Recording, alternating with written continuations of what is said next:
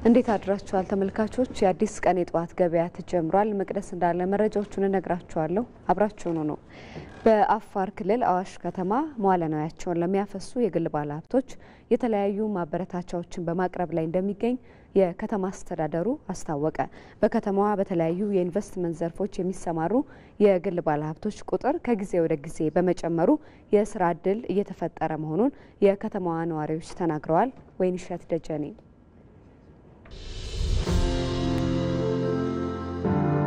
በአፋር ክልል የምትገኘው አዋሽ ከተማ ለኢትዮጵያ ዋነኛ የንግድ ማዕከል በመሆን እያገለገለች ትገኛለች። በኢንቨስትመንት ዘርፉ ከጊዜ ወደ ጊዜ እየተመዘገበ ያለው ውጤት ከፍተኛ መሆኑንም የአካባቢው ነዋሪዎች ይናገራሉ። በአሁኑ ሰዓት የአዋሽ ከተማ ከፍተኛ ባለሀብቶች፣ ከፍተኛ የልማት እንቅስቃሴ ያለችበት ለወደፊት ናሙና ከሚባሉት በአፋር ክልል ላይ ካሉት ከተሞች እንደ አንድ የምትጠራ ከተማ ነች። ለወደፊትም ማህበረሰቡም የክልሉ መንግስትም ከዚህ የበለጠ ድጋፍ እያደረገ ለባለሀብቶች መሬት በመስጠት ያሉትን እገዛዎችን በአፋር ባህልም ሆነ በሽማግሌዎች እኛ ይገዛ ያደረግን የክልሉ መንግስታችን ደግሞ በዚሁ እድገት ያደረገ ለውጥ ታመጣለች ብለን ለማህበረሰባችንም ሆነ ለከተማው ነዋሪዎቻችን እድገት ታመጣለች ብለን የምንገምት ከተማ ናት። በጣም ቆንጆ ነው። ብዙ ነገሮች አሉ። ሚኒስትሮች እንደሚታዩት ቅርብ ጊዜያት ከዛሬ 6 ዓመት ወደዚህማ በተለይ በቃ ብዙ ነገሮች እንትን እያሉ ነው። በተለይ አሁን በአዲሱ መስተዳደራችን ደግሞ ብዙ ነገር እየታየ ነው ያለው። ህዝብን በማሳተፍ አንዳንድ ነገር ነጋዴውን ሆነ ሌላውን እንትን በማለት ብዙ አስተዋጽኦ እየተደረገ ነው ያለው። ጥሩ ነው። እንደ ክልላችንም በጣም ጥሩ ነው። ብዙ ነገሮች አሉ። ብዙ ምቅ ሀብት አለን።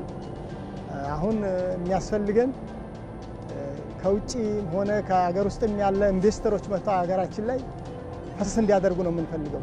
በከተማው ውስጥ ከ15 በላይ ትላልቅ ኢንዱስትሪዎች አሉ ያሉት የአዋሽ ከተማ ከንቲባ አብዶ አሊ ካፒታላቸው ከ900 ሚሊዮን ብር በላይ ያስመዘገቡ ባለሀብቶች እንዳሉ አስታውቀዋል። እዚህ ያሉት ባለሀብቶች ደግሞ ያው እስከ 500 ሚሊዮን 900 ሚሊዮን 700 ሚሊዮን ድረስ ካፒታላቸውን ያስመዘገቡ ባለሀብቶች እንዳሉ ይታወቃል ማለት ነው። ባለሀብቶች አሉ። ቢያንስ ከ15 ባይበልጡ ፋብሪካዎችም አሉ። አንጋፋ የሚባሉት ደግሞ እድሜ ጠገብ የሆኑ የፍለር የናሽናል ማይኒንግ የሚድሮክ ሲስተር ካምፓኒ እንትኖች ስለሆኑ እነዚህም በጣም እዚህ ማውለናቸውን እያፈሰሱ ነው ያሉት። በሌላ በኩል አጠቃላይ ከሰል ፋብሪካ አለ፣ የቻይና የከሰል ፋብሪካዎችም አሉ። ስለዚህ በዚህ ደረጃ አዋሽ ከተማ አሁን ያለችበት ሁኔታ በጣም ጥሩ ሁኔታ ነው ማለት ይቻላል። ምክንያቱም የሀገሪቷን አጠቃላይ ገቢ ወጪ ንግድ እንቅስቃሴዎች በዚህ የሚያልፍባት የሐረር ጅጅጋ ድሬዳዋም መገናኛና አጠቃላይ የኮሊደሮች መገናኛ የሆነች ቦታ ነችና እምብርትም የሆነች ቦታ ስለሆነች ለኢንቨስትመንት ደግሞ በጣም ምቹ እና የኢትዮ ጅቡቲ የባቡር መንገድም የኮስቲም ሲኩርድም የሆነ በጣም በትንሽ ዋጋ ደግሞ በዛ ላይ ደግሞ በጣም ደህንነቱ የተጠበቀ የመጓጓዝ ሂደትን የሚጠቃለልበት ሁኔታም ስላለ በዛ ደረጃ ማየት ይቻላል። አዋሽ ከተማን የኢኮኖሚና የኢንዱስትሪ ማዕከል ለማድረግ እየተሰራ መሆኑንም ተጠቁሟል። በኢትዮጵያ ትግበራ ላይ የዋሉ የማክሮ ኢኮኖሚ ማሻሻያዎች የግል ባለሀብቱን ተሳትፎ ማሳደጋቸው ይገለጻል። ባለሀብቶቹ ቀደም ባሉት ዓመታት እምብዛም በማይደፈረው የማምረቻ ዘርፍ በስፋት በመግባት ውጤታማ መሆን እየቻሉ መሆኑን ይናገራሉ። ባለሀብቶቹ በዘርፉ የሚስተዋሉ ችግሮች ሙሉ በሙሉ ከተቀረፉ የግል ዘርፉ ተሳትፎ እየጨመረ እንደሚሄድ ይጠቅሳሉ። ብሩክታይት አስራት በኢትዮጵያ የአምራች ዘርፉን አቅም በማሳደግ ከውጭ የሚገቡ ምርቶችን በሀገር ውስጥ መተካትና የውጭ ምንዛሬ ወጪን መቀነስ ላይ በልዩ ትኩረት እየተሰራ ይገኛል። የግል ባለሀብቱም ለዘርፉ የተሰጠውን ትኩረት በመጠቀም በማምረቻው የኢንቨስትመንት ዘርፍ ሰፊ ተሳትፎ በማድረግ ላይ ነው። እነዚህ አዳዲስና ነባር ባለሀብቶች ታዲያ በርካታ ዜጎችን የስራ ዕድል ተጠቃሚ እያደረጉ ይገኛሉ።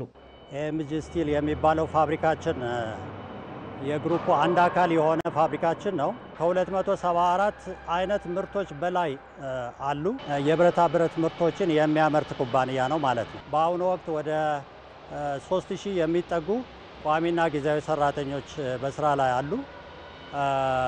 በተለይ ደግሞ በአዳማም ያለው የማስፋፊያ ስራ በተጨማሪም እዚህ ያለው የማስፋፊያ ስራ በቅርቡ ጊዜ ይጠናቀቃል እና በሚጠናቀቅ ጊዜ ይህ ቁጥር ወደ 8000 ከፍ ይላል ብለን እንጠብቃለን። የዛሬ 15 ዓመት ስራ ሲጀምር ይሄ ፋብሪካ ይሄ ኢንዱስትሪ ወደ 40 ሚሊዮን ብር አጠቃላይ ካፒታል ይዞ ነው የተነሳው።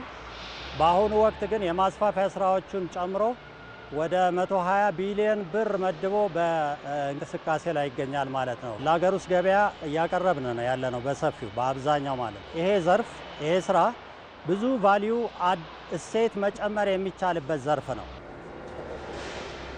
ራሴን ከመቻል አንፃር እንዲሁም ደግሞ ብሎም ቤተሰቦቼን ከመርዳት አንፃር በጣም አሪፍ ነው። በፊት ላይ ቤተሰብ ላይ ነበር ሆኜ ሲሰራ የነበረው። አሁን ግን ራሴን ችዬ እንዲሁም ደግሞ አልፎ ተርፎ ቤተሰብ እየረዳው ነው ያለሁት። ከሙያም አንፃር ደግሞ በጣም አሪፍ ነው።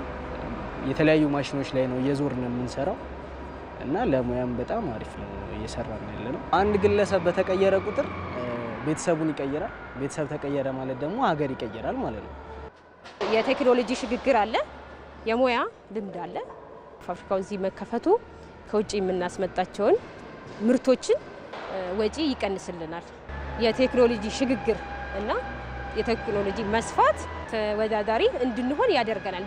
በኢትዮጵያ በማምረቻው ዘርፍ የተሰማሩ ተቋማት ተወዳዳሪነታቸውን በማሳደግ ምርቶቻቸውን በዓለም አቀፍ ገበያ እያቀረቡ ይገኛሉ። ባለሀብቶቹ በዘርፉ ላይ የሚስተዋሉ ከስነ ምግባርና ከኮንትሮባንድ ጋር የተያያዙ ችግሮች መቀረፍ እንዳለባቸውም ያነሳሉ። ታሪፍ ላይ የሚደረግ የማጭበርበር አድቫንቴጅ በኮንትሮባንድ መልኩ በሚገቡ ፕሮዳክቶች ላይ አለ።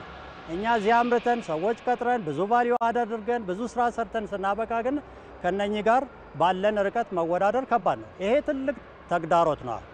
የመጀመሪያው 0% ሆኖ ከሆነ ጥሬ ዕቃው ምንም ነገር ፕሮሰስ ያልተደረገው ያለቀለት 35-40% ሊደርስ ይችላል። ግን ኤችኤስ ኮዶቹን እያቀያየሩ በተለያየ መንገድ በ45% ታሪፍ መግባት የነበረበት ዕቃ በ0% የሚገባ ከሆነ እየገባ ያለው አሁን እየተደረገ ያለው ነገር እሱ ስለሆነ እኛ ጥሬ ዕቃ አምጥተን ብዙ ቫልዩ አድርገን ፕሮሰስ አድርገን ስናወጣው ተወዳዳሪ መሆን አንችልም። በሚመለከታቸው አካላት ሁሉ ትኩረት ተሰጥቶት ሊታይ ሊሰራበት የሚገባ። በኢትዮጵያ ከቅርብ ጊዜ ወዲህ የተደረጉት የኢኮኖሚ ማሻሻያዎች ለአምራች ዘርፉ የጎላ ጠቀሜታ እንዳላቸው አምራቾቹ ይናገራሉ። ኢንቨስትመንት ላይ ብዙ ማበረታቻዎች አሉ፣ እየተጠቀምንበት ነው ያለ ነው። እዛ አካባቢ ችግር እንዳይገጥመን በቅርብ እርዳታ እየተደረገልን ያለ ሁኔታ አለ። ፖሊሲዎቹ ይህንን እያገዙን ስለሆነ ማለት ነው። ፖሊሲዎቹ በጣም እየጠቀሙን ነው ያሉት። ሌላው ከዚህ ከፓራለል ማርኬቱ ጋር ያለው ነገር መፍትሄ እየተሰጠው መምጣቱ ትልቅ የሆነ እገዛ እያደረገ ነው በጥሩ ሁኔታ መንቀሳቀስ እንድንችል። በኤክስፖርት ዘርፉም ደግሞ እንደዚሁ ብዙ ለውጦች ተደርገዋል። በዛም ረገድ የተደረጉት ለውጦች ከፍተኛ የስራ እንቅስቃሴ እንድንጨምር ያደረጉ ያበረታቱ ናቸው። የግል ባለሀብቶች መዋዕለ ንዋይ ፍሰት እንዲጨምር ባለሀብቱን የበለጠ መሳብ ማበረታታትና መደገፍ እንደሚገባም አምራቾቹ ጠቁመዋል። አሁን ደግሞ የጧት ገበያ ቅኝት ለማድረግ ወደ መረጥ ነው አማኑኤል እህል በረንዳ አካባቢ እንሄዳለን። በስፍራው የሚገኘው ባልደረባችን ሳምሶን ገድሉ በስፍራ ያለውን የጧት ግብይት ድባብ ሊያስቃኘን በቀጥታ መስመራችን ላይ ይገኛል። ሳምሶን እንዴት አድርሃል? በግብይት ስፍራ ያለውን አጠቃላይ የግብይት ድባብ አስቃኘን፣ ዋጋውን አቅርቦቱን ጨምረህ እስኪ ንገረን። አመሰግናለሁኝ መቅደስ። እኔ በመገኝበት በዚህ እንግዲህ አሁን ባለውበት በመርካቶ እህል በረንዳ አካባቢ ነው የምገኘው። አማኑኤል እህል በረንዳ ተብሎ የሚጠራበት አካባቢ ነው የምገኘው። እዚህ እንግዲህ ተዘዋውሬ ለመመልከት እንደሞከርኩት በአቅርቦት ረገድ በርካታ ምርቶች የጥራጥሬ ምርቶች እህሎች በስፋት በገበያው ላይ ቀርበው እንዳሉ ለመመልከት ችያለሁኝ።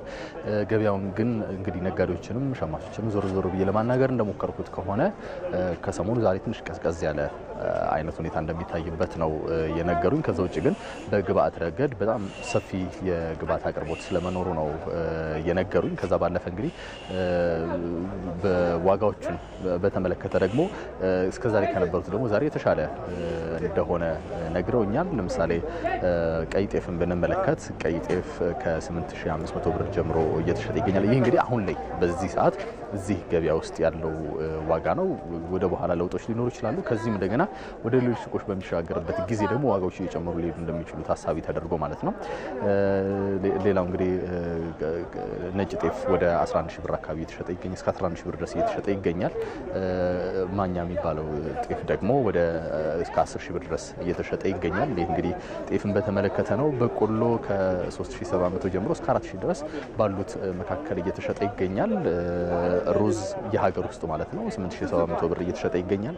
ስንዴ ከ6500 ብር ጀምሮ በገበያው መካከል አለ። እንዲሁም ወደ 6300 ጭምር እንደሚሸጥ ለማወቅ ችያለሁ። ከዛ ባለፈ ምስርን ስንመለከት እንግዲህ በ50 ኪሎ በሚባለው ደረጃ እየቀረበ የሚገኘው 13725 ብር ነው። ይሄ እንግዲህ ቁርጥ የሚባለው ዋጋ አይነት ነው።